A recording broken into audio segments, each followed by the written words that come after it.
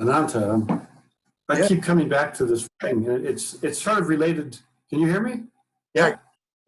Okay.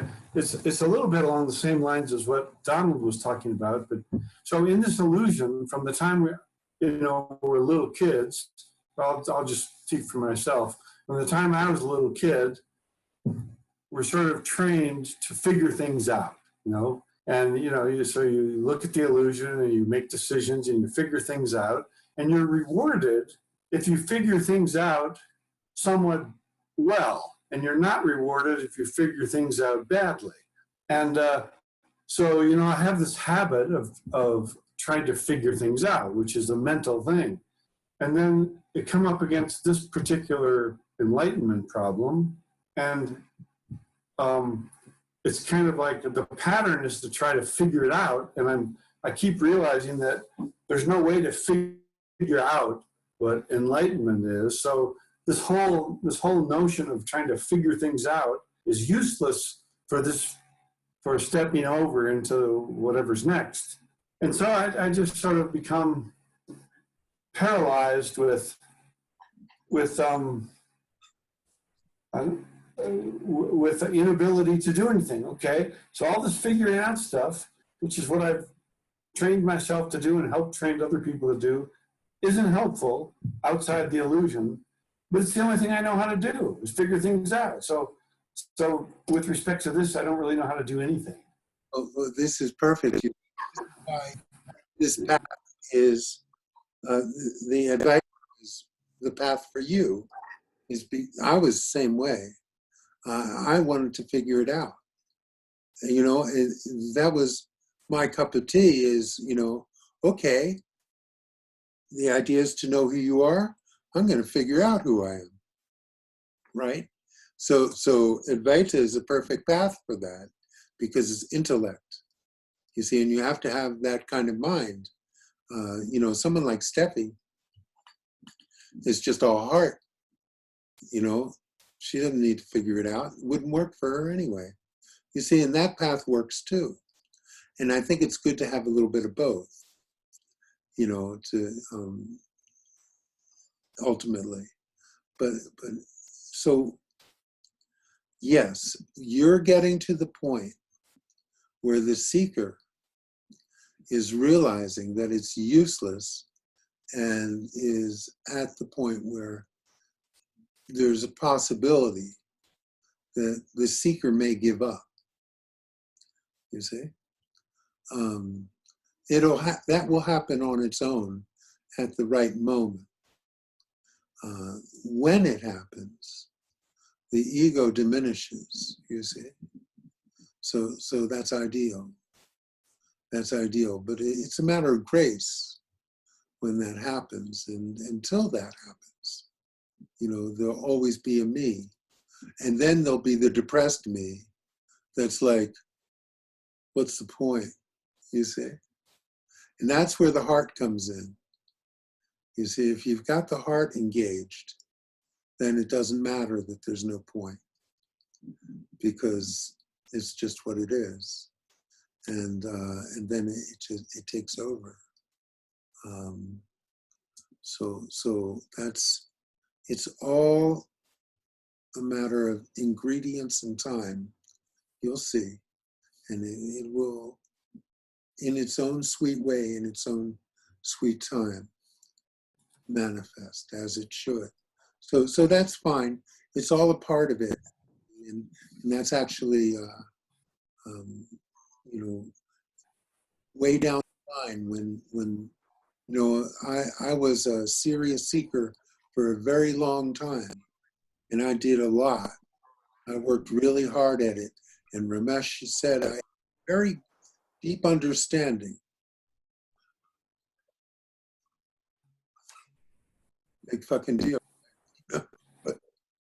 So it's like, it's not about that ultimately, but that's how it works.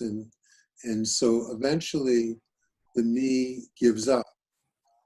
And when it gives up, you see what remains.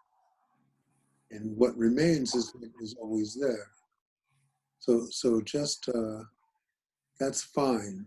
And you see, it only when there's someone who cares about the ego's poor plight of not being able to do it.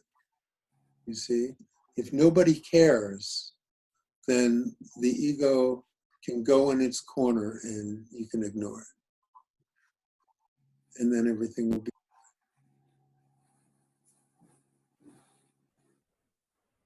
Yeah. So along the same lines, not only is has my training been to try to figure things out, but there's also been some training on never give up. And so the idea of giving up, trying to figure out, which is apparently what has to happen, is so counter to the training I've had that the idea of giving up doesn't sit well with me, even though I know that that's what needs to happen. Maybe I haven't even learned how to give up, It will never sit well with you, with the you who you think you are. It's not going to sit well with the ego to give up. Okay? That's just the nature of the beast. The ego is not designed to give up. The ego is there to the bitter end. Okay?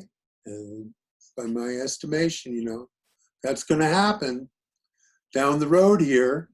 There's only so many more years left, right? So, eventually it's going to happen anyway. The important thing is just to see the dream for the dream, just to see the ego for the ego. So the ego is designed never to give up. Well, that's just the ego, isn't it? Who cares? And the thing is, who cares? You see? And if there's someone who cares, that's the issue. Okay? That's where you're still buying it. You're still buying it. Everything the ego is showing you is illusion. All of this is illusion. So the ego's idea of giving up, or the ego's idea of I'll never give up, that's all part of the dream. The idea isn't, getting out of the dream is part of the dream. You see? That's not even the point. The point, as far as you seeing the ego, is just to see it for what it is. See the unreal as unreal. So the ego's struggle here at this final stage of letting go or not letting go or never giving up or whatever your conditioning is all a dream. None of it is real. You don't have to worry about any of this. None of this has anything to do with you. Okay? So this is not your struggle. This is just the ego doing its thing, and it's got nothing to do with you.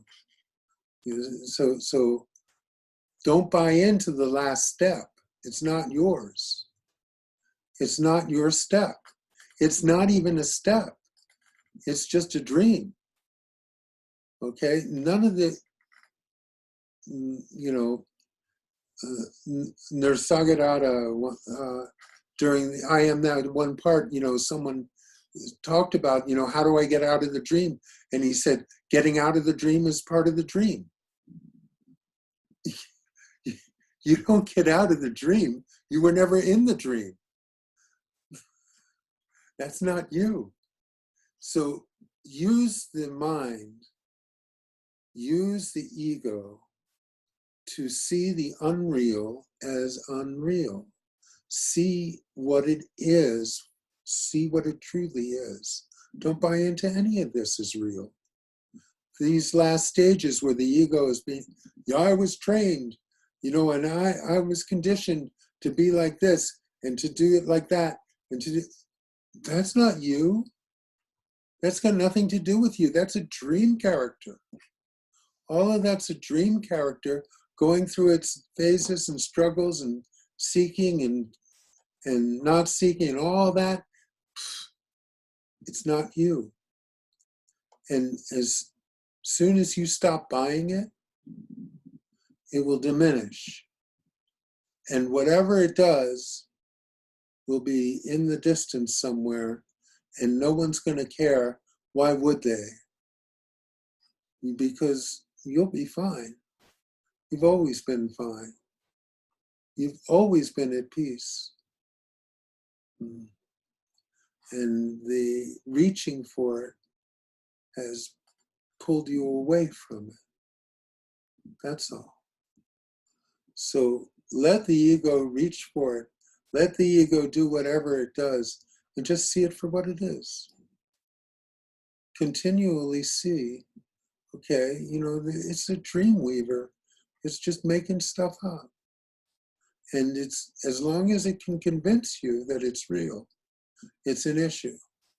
But if it can no longer convince you that it's real, then what will happen is it'll diminish. It'll just diminish and diminish and diminish.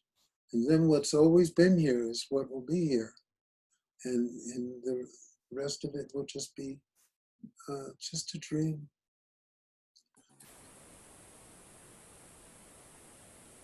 So you said, who cares? So is that sort of like saying, just, is it useful to just quit caring?